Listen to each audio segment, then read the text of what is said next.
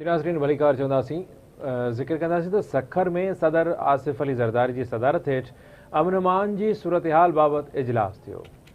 इजलास में छा वहियो वापिरियो, तफ़सील रिपोर्ट में। सदर आसिफ अली ज़रदारी जी सदारत हेठि थियल इजलास में फ़ैसिलो कयो वियो आहे त कचे में क़बाइली सरदारनि जो जरगो कोठायो वेंदो।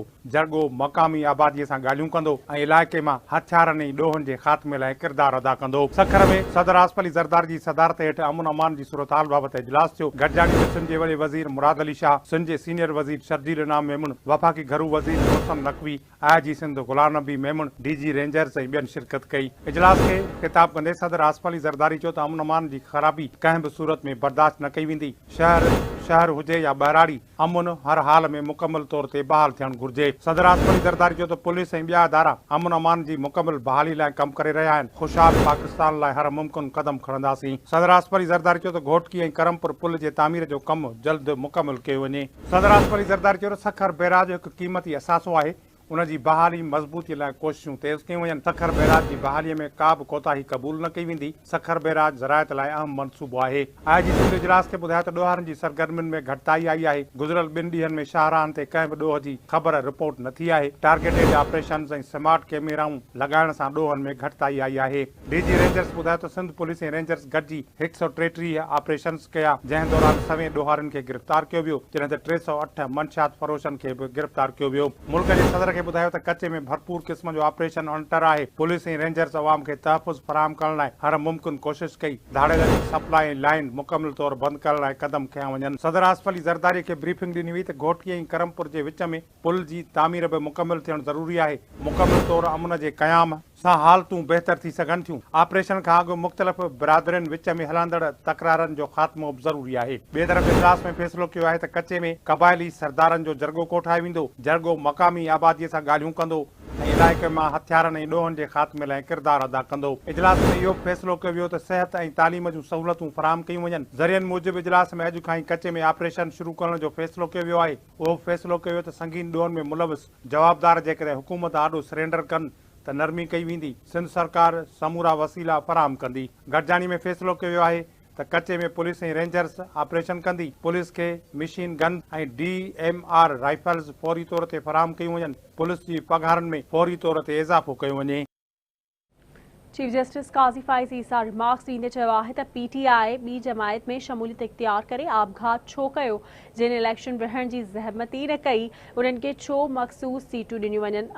आइन ते अमल जो कसम खयों आहे कि सियासी पार्टी या हुकूमती मफ़ाद खे न पर आइन खे ॾिसणो आहे। सुप्रीम कोर्ट में सुन्नी इतिहाद काउंसिल जे मख़सूस सीटुनि बाबति केस जी ॿुधणी थी। चीफ जस्टिस काज़ी फ़ाइज़ ईसा जी सरबराही में 13 रुकनी फुल कोर्ट बेंच ॿुधणी कई। चीफ जस्टिस ने मार्क्स न त PTI ॿी जमायत में शमूलियत अख्तियार करे आपघात छो कयो। जिन इलेक्शन विढ़ण जी ज़हमत न कई, उन्हनि खे मख़सूस सीटूं छो ॾिनियूं वञनि। चीफ जस्टिस ने मार्क्स ॾींदे चयो त सुन्नी इतिहाद काउंसिल खां त चूंड निशान वापसि न वरितो वियो हो। आइन ते अमल न करे मुल्क जा बखिया उडेड़िया विया। मूं आइन ते अमल करण जो कसम खयों आहे। चीफ जस्टिस ने मार्क्स ॾींदे चयो त कंहिं सियासी पार्टी या हुकूमती मफ़ाद न पर आइन खे ॾिसणो आहे। PTI बानी वज़ीर आज़म तौर इलेक्शन कमीशन ते असरअंदाज थी रहियो हो। वर्कर्स पार्टी केस मुताबिक़ इलेक्शन कमीशन जी मुक़ररी असांखे नाहे करणी। कमल शोज़ेब जे वकील सलमान अकरम राजा दलील मुकमल करे वरिता। सुप्रीम कोर्ट केस जी ॿुधणी सुभाणे ताईं मुलतवी करे वरिती। इलेक्शन ट्रिब्यूनल इस्लामाबाद जे तब्दीली वारो ऑर्डर मुअतल करे छॾियो। Islamabad high court election commission जो इस्लामाबाद जे ट्रिब्यूनल जी तब्दीली वारो ऑर्डर मुअतल करे छॾियो। इलेक्शन ट्रिब्यूनल जी तब्दीली ख़िलाफ़ दरख़्वास्त ते इस्लामाबाद हाई कोर्ट जे चीफ जस्टिस आमिर फारूक ॿुधणी कई। हिन सिलसिले में नून लीग जो assembly member Anjum Aqeel additional attorney general ऐं धुरियुनि जा वकील अदालत में पेश थिया। ॿुधणी दौरान अदालत अंजुम अकील खां सवाल कयो, तव्हां जेको हल्फ़ी बयान इलेक्शन कमीशन में जमा करायो, उन में जेको लिखियलु आहे उहो सच आहे। अंजुम अकील अदालती पुछाणे ते दरख़्वास्त में इस्तेमाल लफ़्ज़नि जी वज़ाहत न करे सघियो। अदालत अंजुम अकील खे तौहीन ने अदालत जो शोखास नोटिस जारी कंदे हर ॿुधणी ते हाज़िरी यकीनी बणाइण जी हिदायत कई। अदालत केस जी ॿुधणी 9 जुलाई ताईं मुलतवी करे छॾी। ॿिए पासे अव्हांखे ॿुधाईंदा हलूं त JUIF जे सरबराह मौलाना फज़ल रहमान चयो आहे त जमहूरियत ऐं पार्लियामेंट पंहिंजो केस हाराए चुकी आहे। कोयटा में प्रेस कॉन्फ्रेंस कंदे मौलाना फज़ल रहमान जो चवणु त मुल्क में हिन वक़्तु रियासत जी रिट न हुजण जे बराबरि आहे। मुल्क खे वधीक कमज़ोर छो पियो कयो वञे। हुन चयो त हथियारबंद तंज़ीमूं पंहिंजो मौक़िफ़ तस्लीम कराए रहियूं आहिनि। असांजे 300 सालनि जी तारीख़ ग़ुलामीअ ख़िलाफ़ जंग विढ़ण जी आहे। संदसि चवणो त एस्टेब्लिशमेंट खे हर शोबे मां पंहिंजी बालादस्ती ख़तमु करणी पवंदी। मौलाना फज़ल रहमान जो चवणो त मुल्क में केरु बि आइन खां मथां न आहे। शहबाज शरीफ़ कुर्सीअ ते वेहण में ई ख़ुशि रहे। हुन चयो त ऑपरेशन अज़्म इस्तेहकाम हक़ीक़त में ऑपरेशन अदम इस्तेहकाम आहे। संदसि चवणो त फ़ैसिला को ॿियो कंदो आहे ऐं ज़िम्मेवारी सियासी पार्टियूं खणनि थियूं। हुन वधीक चयो त आइन ते अमल न थींदो त अवाम जी रियासत सां वफ़ादारी जी ज़मानत केर बि न ॾींदो। सखर बैराज जे मुतासिर थियल ॿिनि दरवाज़नि जी बहाली वारो कमु जारी आहे। गेट नंबर 44 खे पाणी मां कढी मथे आंदो वियो। चाइनीज़ कंपनी गेट 44 जी मरम्मत करे रही आहे। बैराज इंतज़ामिया जो चवणु आहे त दरवाज़े खे सिधो कयो वेंदो ऐं वेल्डिंग कई वेंदी। मरम्मत खां पोइ लॻाइण में 24 कलाक खां 48 कलाक लॻी सघनि था। गेट नंबर 47 जी जाइ ते किसान गेट हणण लाइ काफ़िर डेम ठाहियो वियो।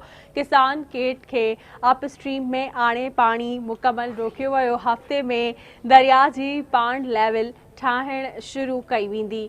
बैराज इंतज़ामिया जो चवणु आहे त कोशिश आहे त जल्द किसान गेट हणी वाहन में पाणी छोड़ करण जी कोशिश आहे। मथां खां पाणी वहकिरे खे घटायो वियो आहे। यादि रहे त 1985 में इंग्लैंड जे डेस्कोन कंपनी सखर बैराज जा 56 गेट मटाया हुआ। उन्हनि गेटनि में 47 नंबर गेट बि शामिल हुयो। वॾो वज़ीर सैयद मुराद अली शाह सखर बैराज जे मुतासिर थियल 47 ऐं 44 दरवाज़नि जो मुआइनो करे जाइज़ो वरितो। सीनियर वज़ीर शर्जिल इनाम मेमण, घरू वज़ीर ज़ियाउल हसन लंजार, स्पीकर सिंध असेंबली अवैस कादिर शाह बि सिंधरे वरे वज़ीर सां दौरे दौरान गॾु हुआ। सिंधरे वरे वज़ीर मुराद अली शाह खे आबपाशी जे सूबाई वज़ीर ॼाम ख़ान शोरो, आबपाशी जे सेक्रेटरी ज़रीफ़ खेड़े ऐं ॿियनि मुतासिर थियल दरवाज़नि जे मरमती कम ऐं बहाली बाबति ब्रीफिंग ॾिनी।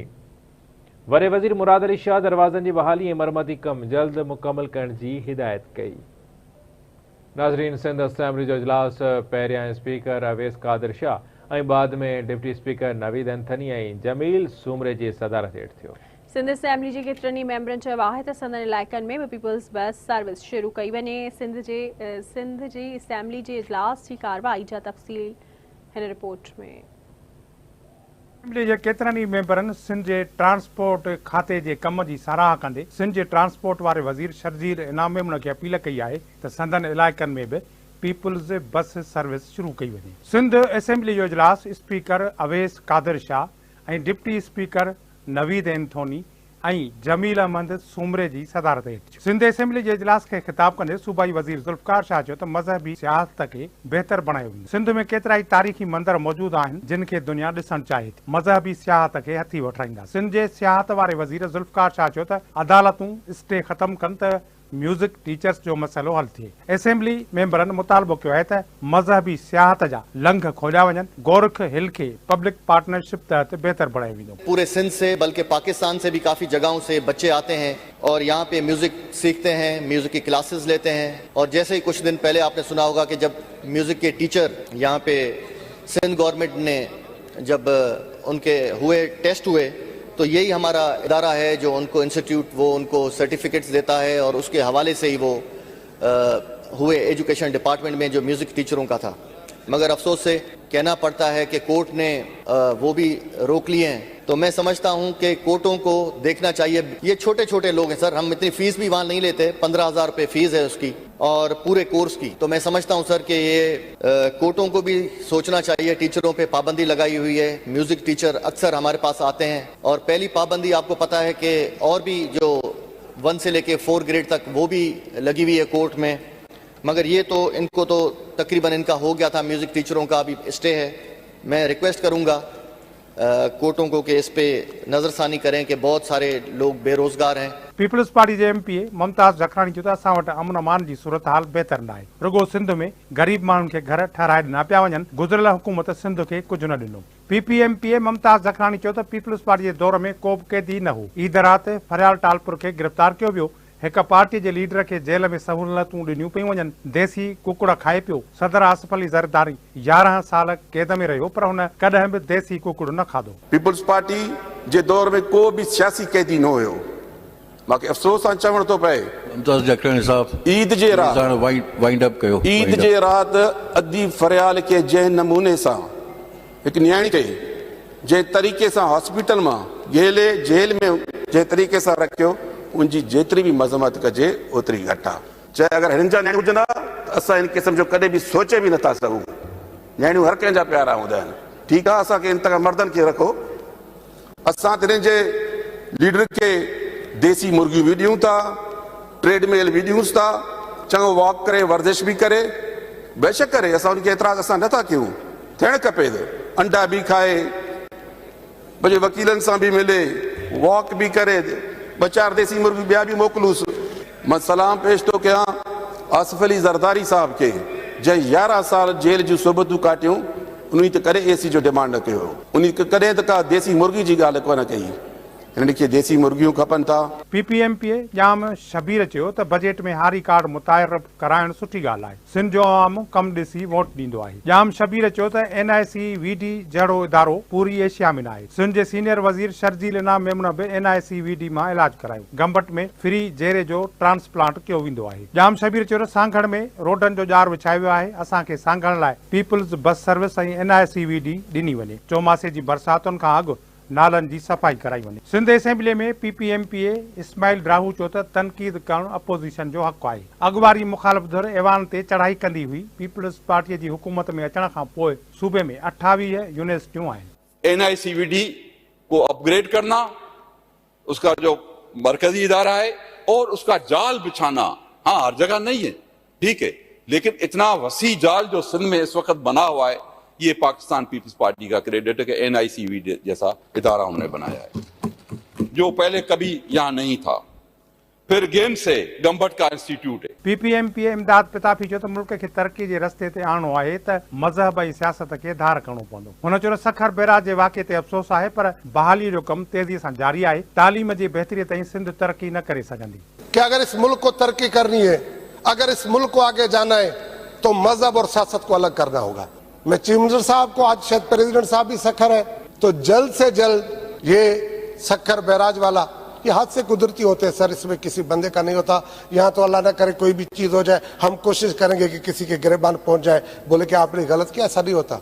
ये हादसा आते, ये बारिशें कोई नहीं रोक सकता। PPMPA इम्तियाज सेक्टर सिंध में रोडनि जी सूरत हाल बहितर आहे ऐं मुखालिफ़ अची ॾिसनि। PPMPA इम्तियाज सेक्टर सिंध में सिहत जूं सहूलियतूं ॿियनि सूबनि जे भेट में बहितर आहिनि। ॿियनि सूबनि जा शहरी सिंध जे अस्पतालनि मां इलाज कराइण ईंदा आहिनि। हुन चयो लोड शेडिंग जे मसइले जो हल सिंध वटि आहे। थर जे कोयले मां सस्ती बिजली पैदा करे सघिजे थी। सिंध अंदरि सोलराइज़ेशन ते कमु थिए पियो। स्कूलनि खे सोलर ते आंदो पियो वञे। जितने भी रोड सिंध में हैं वो बेहतर रोड हैं, बहुत अच्छे रोड हैं। मतलब बेशक टीवी पे कोई आके कुछ भी कह ले, लेकिन मैं दावत देता हूँ अपने दोस्तों को, जो चलना चाहे जाके देख ले। ये उसमें बेहतरी की गुंजाइश और रहती है, हमेशा हर चीज़ में रहती है। लेकिन इस तरह कोई नहीं कह सकता कि जी हम रोडों की हालत ख़राब। हाँ, जो रोड फेडरल गवर्नमेंट ने बनाने, जो उनकी जिम्मेदारी है नेशनल हाईवे की, वहाँ इशूज़ ज़रूर हैं। उन इशूज़ को प्रोविंशियल गवर्नमेंट जो है वो टेकअप कर रही है, टेकअप करती रहती है। आप जितने बड़े बड़े अस्पताल बने हैं यहाँ टर्शरी केयर के, वो आप देख लें। चाहे आप SIUT को देख लें, उसमें सिंध गवर्नमेंट का बहुत बड़ा किरदार है उसमें क्योंकि अदीब रिजवी साहब और दूसरी जो उनकी टीम है, उनकी कारकर्दगी तो खैर का रोल तो है ही है, लेकिन सिंध गवर्नमेंट ने भी अपना भरपूर किरदार अदा किया है। आप जब JPMC में चले जाएं, वहाँ जो आपका कैंसर का जो रेडिएशन का जो सेंटर है उसकी अस्पताल देखें, आप गंबट की अस्पताल देखें, आप लाड़काना के अस्पतालें देखें, जितनी भी टर्शरी केयर की अस्पतालें हैं वो सिंध की बेहतरीन है। मुफ्त इलाज है वहाँ, और वो पाकिस्तान से और बाहर से भी लोग आके इधर इलाज करवाते हैं। जो बिजली का इशू है, तवानाई का इशू है, उसका हल सिंध के पास है। इस वक्त सिंध में अगर लोड शेडिंग की बात की जाए तो जिस तरह पूरे मुल्क में भी है, लेकिन सिंध में सबसे ज़्यादा लोड शेडिंग है। 18-18, 20-20 घंटे की लोड शेडिंग है। लोग बहुत तंग हैं, और ये उस सूबे के साथ है जहाँ बिजली पैदा होती है, सस्ती बिजली पैदा होती है। कि अगर थर कोल को इस्तेमाल किया जाए प्रॉपरली तो तकरीबन 14 रुपये 60 पैसे के हिसाब से बिजली का यूनिट मैन्युफैक्चर होगा। तो इसको इस्तेमाल करने की ज़रूरत है, और अल्लाह की मेहरबानी से इतना कोयला है कि हम 100 साल तक भी अगर कारखाने लगाते जाएं कोयला कम नहीं होगा। PPMPA फयाज़ भुट्ट चयो त मुखालिफ़ धुर जी हुकूमत ते तनक़ीद जमहूरियत जो हुस्न आहे। पीपल्स पार्टी सदाईं उसूलनि ऐं जमहूरियत जी ॻाल्हि कंदी आहे। फयाज़ बुट जी तकरीर दौरान MQM जे मेंबरनि गोड़ कयो, जंहिं ते सिंध जे पोरे वारे वज़ीर सईद गनी चयो त फयाज़ बुट का ग़लति ॻाल्हि न कई आहे, कंहिंजी कारकर्दगी ख़राब हूंदी त ॻाल्हि थींदी। ये मेरा वतेरा नहीं है, मेरा जी अली खुर्शीदी साहब, मैं आपसे ज्यादा जानता हूँ यार। चौथी मरतबा फयाज बुट साहब यार, तुम फयाज बुट साहब, फयाज क्या नाम लिया आपका? कोई किसी का लिया क्या? लीडरशिप को तो छोड़ चुके हैं फयाज बुट साहब। मतलब ये है कि हम तकरीर कर रहे हैं तो ये जवाब ना दें, ये इनकी तकरीर है, हम इनको कुछ नहीं कहेंगे। और कराची की बात करता हूँ, अगर इनको दुख होता है, अगर तरक्याती काम का जिक्र करता हूँ, ट्रांसपोर्ट का जिक्र करता हूँ, इनको तकलीफ होती है तो वो मुझे अलग सी बात है। इस दफा बजट की प्रोसीडिंग निस्बतन अच्छी चल रही हैं। अभी तक मैं सिर्फ करूं, मेरा नहीं ख्याल है कि फयाज साहब ने कोई बिलो दी बेल्ट जाके किसी पे बात की है। मैं नहीं करता हूं। अगर देखें, अगर आप बात तो सुने ना, मेरी बात सुने। देखें, तनकीद हक है ऑपोजिशन का, हम पे बिल्कुल करें और हम सुन रहे हैं, हम बिल्कुल तनकीद सुन रहे हैं, अपनी बारी पे जवाब देंगे। लेकिन अगर यहाँ से कोई मेंबर किसी की बात करता है और ये करता है कि जिसकी कारकर्दगी अच्छी नहीं थी, तो मेरा ख्याल इतना तो बुरा नहीं मनाना चाहिए। कोई किसी को बारी मिलेगी, आपकी बारी आएगी, आप कह दीजिएगा नहीं वो नंबर 1 था, उसने बहुत अच्छा काम किया। मैं लीडरशिप पे बात नहीं कर रहा हूँ। मुखालिफ़ धुर जे अॻवान अली खुर्शीदी चयो त तय थियो त इजलास दौरान क़यादत खे निशानो न बणायो वेंदो, क़यादत खे निशानो बणाइण सां ऐवान जो माहौल ख़राब थींदो। ये जो डिस्कशन शुरू हुई है उससे पहले स्पीकर साहब की मेहरबानी कि उन्होंने दोनों जानिब से, दोनों अतराफ की जानिब से जो भी कंसर्न लोग थे उन लोगों को बुला के कुछ अंडरस्टैंडिंग डेवलप की थी। ऑब्वियसली बिजनेस एडवाइजरी तो नहीं थी, उसमें पार्लिमानी लीडर जमात इस्लामी के भी मौजूद थे, PTI के भी मौजूद थे, अपोजिशन MQM की जानिब से मैं था, हुकूमत की जानिब से थे, और एक कमिटमेंट ये हुई थी कि लीडरशिप को टारगेट नहीं किया जाएगा। ये चौथी बार है कि पीपल्स पार्टी हुकूमती जानिब से जो है वो हमारी लीडरशिप को टारगेट किया जाएगा।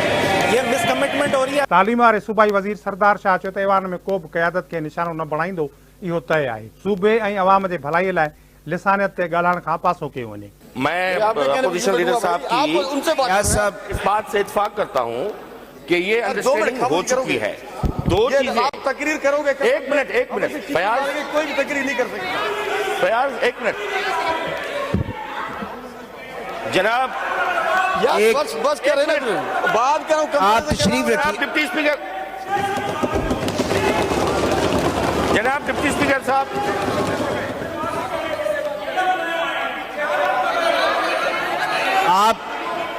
आप तशरीफ रखिए। एक बात जनाब डिप्टी स्पीकर साहब, मैं जी दोनों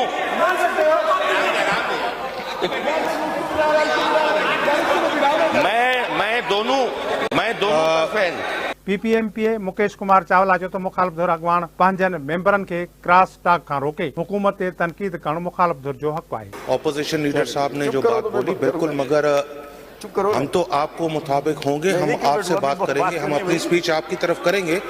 मैं रिक्वेस्ट करूंगा कि ऑपोजिशन लीडर साहब अपने मेंबर्स को बोलें कि उधर से क्रॉस टॉक ना करें। अगर क्रॉस टॉक करेंगे तो जाहिर बात है उसका जवाब आएगा। तो इसलिए मैं रिक्वेस्ट करूंगा कि बिल्कुल जो हमारी बात तय हुई थी ऑपोजिशन लीडर साहब के साथ, बिल्कुल उस बात पर कोई तनकीद नहीं होनी चाहिए। बिल्कुल आपका हक है, आप गवर्नमेंट पर तनकीद करें, मगर हमारी तरफ देखकर नहीं, उधर देखकर नहीं। आप भी उधर देख लेना, आप भी उधर, भाई आप भी उधर देख लो ना, आप भी उधर देख लो। PPMPA सरदार चांडियो चयो त असांजे तक में ड्रेनेज स्कीम न रखी वई आहे, जंहिं लाइ दरख़्वास्त कयूं था। बलोचिस्तान जी ड्रेन ऐं RBOD जे पाणीअ सां वॾो मसइलो थिए थो। सिंध असेंबली खे ख़िताब कंदे MQM जे इंजीनियर उस्मान चयो त सिंध अंदरि 36,000 प्राइमरी स्कूलनि मां कराची में रुगो 1200 आहिनि। कराची में अक्सर शागिर्द ख़ानगी स्कूलनि मां तालीम हासिल कनि था। पीपल्स पार्टी जी MPA मारूई राशिदी चयो त गैर कानूनी रहंदड़ गैर सिंधियुनि खे नेकाली ॾियण लाइ अलॻि अथॉरिटी क़ाइमु कई वञे। सिंध जा वसीला कानूनी तौर सिंधियुनि लाइ आहिनि। PPMPA मारूई राशिदी चयो त सुप्रीम कोर्ट अफ़गाननि सूधो गैर कानूनी रहंदड़ पनाहगीरनि खे नेकाली ॾियण जो हुकुम ॾेई चुकी आहे। गैर कानूनी रहंदड़नि खे नेकाली ॾियण लाइ सुप्रीम कोर्ट वफ़ाक़ खे हिदायतूं ॾेई चुकी आहे, पर वफ़ाक़ जो अहिड़नि मसइलनि ते रवैयो इंतिहाई गैर संजीदा आहे। PPMPA मारूई राशिदी MQM जे तनक़ीद जो जवाबु ॾींदे चयो त 2015 ईस्वीअ में रेंजर्स 90 मां नेटो जा हथियार हथ कया हुआ। ही चवनि था त सिंध जे ॿहिराणनि मां माण्हू कराची अचनि पिया, असां केॾांहुं वञूं। मां चवां थी त सिंध जे ॿहिराणनि मां माण्हू कराची अचनि, सिंध उन्हनि जी आहे। सर 2015 में रेंजर्स रेड करती है, जगह का नाम बताती हूँ, वहां से नेटो और अफगानिस्तान का दरामद शुदा असला मिलता है। 9-0 पे रेड होता है वो। आप देखें, ये तो डॉक्यूमेंटेड प्रूव है सर। यहाँ पे एक और मेंबर साहिबा ने कहा, शायद मेल मेंबर ने कहा रूरल सिंध से। सर, ये हमारे लिए जज्बाती मामला है। स्पीकर साहब, मेंबर साहिबा ने कहा कि रूरल सिंध से, देहात से, गांव से आप लोगों को कराची में अकोमोडेट कर रहे हैं, हम कहां जाएं? आप मुझे बताएं, वो सिंध के लोग हैं, सिंधी हैं हमारे। मैं इस फ्लोर से ऑनरेबल डेप्यूटी स्पीकर साहब, इस फ्लोर से हमारे सिंध के लोगों को कहूंगी, आप आए, कराची में आबाद हो। ये उनका शहर है, सिंध हमारा है। वज़ीर आज़म शहबाज शरीफ जी सदारत हेठ पोलियो जे ख़ात्मे लाइ टास्क फोर्स जो इजलास थियो, जंहिंमें गेट्स फाउंडेशन जे सरबराह बिल गेट्स भी शिरकत कई।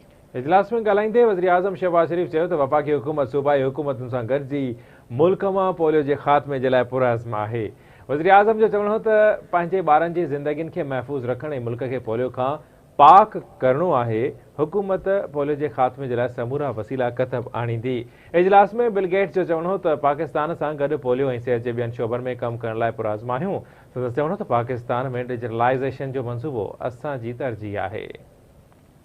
इसराइल जे वज़ीर आज़म बेंजामिन नेतन्याहू चयो आहे त हमास सां जंग बंदी जो मुआहिदो थी वञे तॾहिं बि जंग जारी रहंदी। इसराइली मीडिया सां ॻाल्हाईंदे हिन चयो आहे त हू अहिड़े कंहिं बि मुआहिदे सां इतफ़ाक़ न कंदो जंहिंमें 8 महीननि खां जारी जंग जे ख़ात्मे जो मुतालबो कयो हुजे। इसराइली वज़ीर आज़म इशारो ॾिनो त हू हिकु अहिड़ी जुज़वी मुआहिदे लाइ तयारु आहे जंहिंसां संदसि कैदियुनि जी वापसी मुमकिन हुजे। हिन चयो आहे त संदन मक़सदु मुग़विन खे वापसि आणणु ऐं गज़ा में हमास जी हुकूमत जो मुकमल ख़ात्मो आहे। नेतन्याहू जंहिंजो वधीक चवणु हुयो त हमास ख़िलाफ़ सख़्त वेढ़ जो मरहलो ख़तमु थियण वारो आहे। हुनजो मतिलबु इहो न आहे त जंग ख़तमु थियण वारी आहे। अमेरिकी सदर जो बाइडन ऐं अॻूणे सदर डोनाल्ड ट्रंप विच में पहिरियों सदारती बहस 27 जून ते थींदो। परॾेही मीडिया मूजिबि 81 वरियनि जो सदर जो बाइडन डेमोक्रेटिक उम्मीदवार ऐं 78 वरियनि जो डोनाल्ड ट्रंप रिपब्लिकन पार्टी जो आज़ादु उम्मीदवार आहे। रॉबर्ट एफ कैनेडी जूनियर खे बहस में शामिल नाहे कयो वियो। परॾेही मीडिया मूजिबि अमरीकी चैनल ते सदारती बहस 90 मिंटनि ताईं जारी रहंदो। बहस में नोटिस खणी अचण ते पाबंदी हूंदी। परॾेही मीडिया मूजिबि अमरीका में सदारती चूंडूं हलंदड़ साल 5 नवंबर ते थींदियूं। सऊदी सिहत वारे वज़ीर फहद बिन अब्दुर्रहमान अल जलील जो चवणु आहे त हज दौरान फ़ौतगियुनि जो मुख्य कारण मुनासिब पनाहगाहूं न हुजण ऐं हजनि जो सख़्त गर्मी में डिघो बंदि करणु आहे। सऊदी सिहत वारे वज़ीर फहद बिन अब्दुर्रहमान पंहिंजे बयान में तस्दीक कई आहे त सऊदी अरब में हज दौरान 1301 हाजी फ़ौत थिया आहिनि। सऊदी सिहत वारी वज़ारत पारां जारी कयल बयान में चयो वियो त फ़ौत थियल हाजियुनि मां 83% गैर रजिस्टर्ड हाजी हुआ जिन वटि हज जो इजाज़तनामो न हो, जंहिं करे हू पनाहगाहुनि ताईं पहुची न सघिया। सऊदी जे सिहत वारे वज़ीर वधीक चयो आहे त ज़ाइरीन में केतिराई बुज़ुर्ग ऐं दाइमी बीमारियुनि में मुब्तला माण्हू पिणु शामिल हुआ। पासे खे ॿुधाईंदा हलूं त रूस जे इलाइक़े दागिस्तान में अणॼातल हथियारबंदनि ईसाई ऐं यहूदी इबादतगाह ते हमला करे 2 गिरजाघरनि ऐं यहूदी इबादतगाहुनि जी इमारतुनि खे बाहि ॾेई छॾी। अणॼातल हथियारबंदनि पुलिस चेक पोस्ट ते बि फायरिंग कई, जंहिंमें 15 ॼणा मारिजी विया, केतिराई ज़ख़्मी थिया। मारिजविलनि में गिरजाघर जो पादरी ऐं 6 पुलिस एहलकार शामिल आहिनि, जॾहिं त ज़ख़्मियुनि में पुलिस एहलकारनि जो वॾो अंग शामिल आहे। रूस जे जांच कमेटी जो चवणु आहे त दहशतगर्दी जी कार्रवाई ते जांच शुरू करी वई आहे। पुलिस जे जवाबी कार्रवाई में 2 हमलेआवर मारिजी विया। ॿिए पासे रूसी अमलदारनि इल्ज़ाम हणियो आहे त अमरीका रूस में हमलनि जे लाइ यूक्रेन खे हथियार ॾेई रहियो आहे। ॾखण कोरिया जे बैटरी जे प्लांट में बाहि लॻण सबबि 22 ॼणा अजल जो शिकार थी विया। परॾेही ख़बर इदारे मूजिबि बैटरी ठाहिण कंपनी जे प्लांट जे गोदाम में रखियल लिथियम बैटरी जी सेल्स फाटण सबबि बाहि लॻी वई। रिपोर्ट में ॿुधायो वियो त बाहि लॻण वक़्तु प्लांट में लॻभॻि 100 माण्हू कमु करे रहिया हुआ, जिन मां 22 ॼणा सड़ी फौत थी विया आहिनि। फौत थियण में अक्सरियत जो वास्तो चीन सां ॿुधायो पियो वञे। रिपोर्ट मूजिबि कंपनी जे प्लांट में 35,000 खां वधीक बैटरीज़ स्टोर कया विया हुआ, जिते बैटरियुनि जो मुआइनो ऐं पैकिंग कई वेंदी आहे। अमेरिका में गर्मी जी लहर जारी आहे। वॉशिंगटन में गर्मी पद 37 डिग्री सेंटीग्रेड खां वधी वियो। परॾेही ख़बर इदारे मूजिबि अमेरिका जे उत्तर ऐं ॾाखणी रियासतुनि में गर्मी जी लहर जी वार्निंग जारी कई वई आहे। कुछ शहरनि में गर्मी पद 37 खां 43 डिग्री सेंटीग्रेड रिकॉर्ड कयो वियो। ख़बर इदारे जी रिपोर्ट में चयो वियो आहे त गर्मी जी लहर सबबि हज़ारे माण्हुनि जे मुतासिर थियण जो ख़दशो आहे। T20 वर्ल्ड कप जे सुपर 8 मरहले में ॾखण अफ्रीका दिलचस्प मुक़ाबले खां पोइ वेस्ट इंडीज़ खे डिकवर्थ लुइस सिस्टम तहत 3 विकेटुनि सां शिकस्त ॾेई छॾी, जंहिंखां पोइ वेस्ट इंडीज़ इवेंट मां ॿाहिरि ऐं ॾखण अफ्रीका 10 सालनि खां पोइ सेमीफाइनल में पहुची वई आहे। नॉर्थ साउंड में खेॾियल T20 वर्ल्ड कप जे सुपर 8 मरहले में गुज़िरियल ॾींहुं इंग्लैंड अमेरिका खे शिकस्त ॾेई सेमीफाइनल में पहुती हुई, जंहिंखां पोइ ॾखण अफ्रीका ऐं वेस्ट इंडीज़ जी मैच नॉकआउट जी सूरतहाल वारी बणिजी वई हुई। अहम मैच में वेस्ट इंडीज़ पहिरियां बैटिंग कंदे 20 ओवरनि में 8 विकेट जे नुक़सान ते 135 रन्सूं ठाहियूं। बरसात जे करे ॾखण अफ्रीका खे DLS जे तहत 17 ओवर में 123 रन्स जो हदफ मिलियो, जेको हिननि 5 बॉल अॻु हासिल करे वरितो हो। हाज़िर थींदासीं हेडलाइन सां गॾु।